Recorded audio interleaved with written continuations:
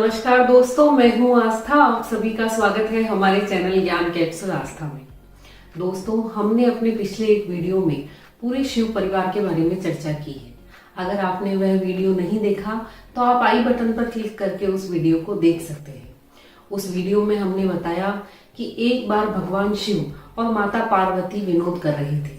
तभी माता पार्वती ने भगवान शिव के नेत्र बंद कर दिए। उससे पूरी सृष्टि में अंधकार छा गया। भगवान के पसीने से कुछ बूंदे धरती पर गिरी। उन्हीं से वहां एक विकराल काला अंधा भयानक राक्षस पैदा हो गया। माता पार्वती उसे देखकर डर गई। भगवान शिव ने माता पार्वती से मुस्कुराते हुए कहा, देवी, यह तुम्हारा पुत्र है। माता पार्वती ने उसका नाम अंधक रख दिया। उसी समय हिरण्यकश्यपु का भाई हिरण्याक्ष पुत्र प्राप्ति की इच्छा से तपस्या कर रहा था। भगवान शिव उसकी तपस्या से प्रसन्न हो गए और वरदान मांगने को कहा। हिरण्याक्ष ने पुत्र प्राप्ति की इच्छा जताई। भगवान शिव ने कहा कि मेरा पुत्र अंधक बड़ा ही वीर और बलवान है। अगर तुम चाहो तो मैं तुम्हें इसे सौंप सकता हूँ। हिरण्याक्ष खुशी खुशी अंधक को अपने साथ लेकर राज्य में चला गया। उसके बाद उसने धरती और पाताल को जीत लिया। सभी देवता भी उससे कांपने लगे। भगवान विष्णु ने वराह अवतार धारण करके हिरण्याक्ष का वध किया। उसके बाद अंधक का राज्याभिषेक किया गया।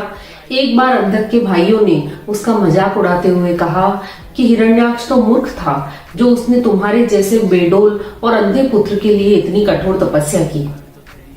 यह सुनकर अंधक को बहुत ही दुख हुआ। उसके भाइयों ने कहा कि तुम तो किसी और के पुत्र हो, इसलिए यहाँ के राजा हम हैं और तुम हमारे सेवक हो। अंधक यह बात सुनकर बहुत ही उदास हो गया और वन में जाकर तपस्या करने लगा। उसकी तपस्या से प्रसन्न होकर ब्रह्मा जी ने उसे वरदान मांगने को कहा। अंधक ने कहा कि मैं चाहता हूँ कि मेरे जिन भाइयों ने मेरा अपमान किया वे सभी मेरे अधीन हो जाएं। मुझे कोई हरा ना पाए, मुझे कोई मार ना पाए। ब्रह्मा जी ने कहा कि मृत्यु तो निश्चित है, इसलिए अमृतत्व का वरदान मैं तुम्हें नहीं दे सकता, लेकिन तुम जिस प्रकार चाहो जब चाहो अपनी मृत्यु को चुन सकते हो। अंधक ने कहा कि ऐसी स्त्री जो सभी नारियों में रत्न हो, सभी की जननी हो, सभी पुरुषों के लिए अगम्य हो, ऐसी स्त्री को देखकर यदि मेरे मन में काम की भावना उत्पन्न हो जाए तो मेरा वध हो जाए। ब्रह्मा जी ने अंधक की यह बात स्वीकार कर ली। अंधक ने कहा कि मेरा शरीर बहुत ही दुर्बल और जीर्ण शीर्ण हो गया है, इसे सुडोल बना दीजिए। ब्रह्मा जी ने जैसे ही अंधक का स्पर्श किया वह एक हष्ट पुष्ट योद्धा की भांति हो गया। वह अपने राज्य में लौट आया। सभी देवते उसके अधीन रहने लगे। अंधक ने स्वर्ग पर आक्रमण कर इंद्र से भी उसका राज्य छीन लिया। देवता, मनुष्य, यक्ष, गंधर्व सभी अंधक से डरने लगे। एक बार भगवान शिव ने माता पार्वती से कहा कि मेरी पाशुपत व्रत करने की इच्छा है। माता पार्वती और भगवान शिव मंदराचल पर्वत पर पहुंचे और एक गुफा में निवास करने लगे। भगवान शिव ने मुनि का वेश धारण कर तपस्या करना आरंभ किया।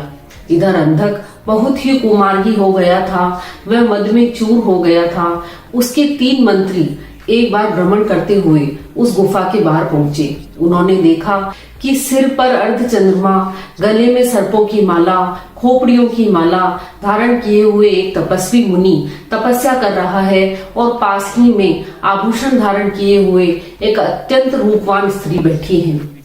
उन्होंने सोचा कि इस स्त्री को तो राजा अंधक के पास होना चाहिए। वे राज्य में लौटे और उन्होंने अंधक को उस स्त्री के बारे में बताया। अंधक ने कहा कि जाओ, तुम स्त्री को अपने साथ ले आओ और उसे बोलना कि राजा अंधक तुम्हें अपनी पटरानी बनाना चाहते हैं। तीनों मंत्री गुफा के बाहर पहुंचे और भगवान शिव से इस प्रकार कहने लगे कि अपनी स्त्री को हमें दे दीजिए, हमारे राजा अंधक उन्हें अपनी पटरानी बनाना चाहते हैं। भगवान शिव ने मुस्कुराते हुए कहा कि हे मंत्रियों, यह जो मेरी भार्या हैं, ये शक्ति स्वरूपा हैं, सिद्धिदात्री हैं, अपने भक्तों का कष्ट दूर करने वाली हैं। यह सुनकर मंत्री राज्य में वापस लौट आए और अंधक को बढ़ा चढ़ाकर उस घटना को बता दिया कि वह स्त्री आपके साथ नहीं रहना चाहती है। यह सुनकर अंधक क्रोधित हो गया। उसने मंदराचल पर्वत पर चढ़ाई कर दी, जहां उसका सामना शिव जी के गणों के साथ हुआ। अंधक की सेना को शिव जी के गणों ने मार मार कर भगा दिया, लेकिन भगवान शिव ने माता पार्वती से कहा कि मैं यहाँ पाशुपत व्रत करने आया था, उसमें विघ्न पड़ गया, इसलिए अब मैं किसी निर्जन स्थान पर जा रहा हूँ और आपकी रक्षा मेरा गण वीरक सदैव करता रहेगा। यह कहकर भगवान शिव तो एकांत में चले गए और वहां पर उनका गण वीरक पहरा दे रहा था। अंधक की सेना ने पुनः आक्रमण कर दिया। वीरक उनसे युद्ध करने लगा। अपने रक्षक को अकेला युद्ध करता देख देवी पार्वती ने सभी देवताओं को भी वहां बुला लिया। देव और असुर सेना के बीच में संग्राम होने लगा। भगवान शिव अपना पाशुपत व्रत पूरा करके वहां लौट आए। उन्होंने देखा कि देव और असुर सेना के बीच में भयंकर संग्राम चल रहा है। सभी देवियां भी युद्ध कर रही है। शुक्राचार्य मृत दैत्यों को संजीवनी देकर पुनः जीवित कर रहे हैं। अंधक पर जो भी कोई आक्रमण करता है, उससे उसका जो रक्त जमीन पर गिरता है, उससे पुनः नए दैत्य उत्पन्न हो जाते हैं। इस प्रकार अंधक की सेना कम ही नहीं हो रही। तब देवताओं ने माता का आह्वान किया। देवी चंडी के रूप में वहां पर प्रकट हुई और शिवजी ने अंधक पर त्रिशूल से आक्रमण किया, तो उससे जो रक्त जमीन पर गिरा उसे देवी ने पान कर लिया और नए दैत्य उत्पन्न होना बंद हो गए। लेकिन फिर भी अंधक शिव जी से युद्ध करता रहा। भगवान शिव ने अंत में हृदय पर उसके त्रिशूल से प्रहार किया और उसे ऊपर उठा लिया। अंधक को बहुत पीड़ा होने लगी। उसका शरीर जर्जर हो गया, परंतु उसके प्राण नहीं निकले। तब उसे बहुत दुख हुआ। वह हाथ जोड़कर भगवान शिव की स्तुति करने लगा।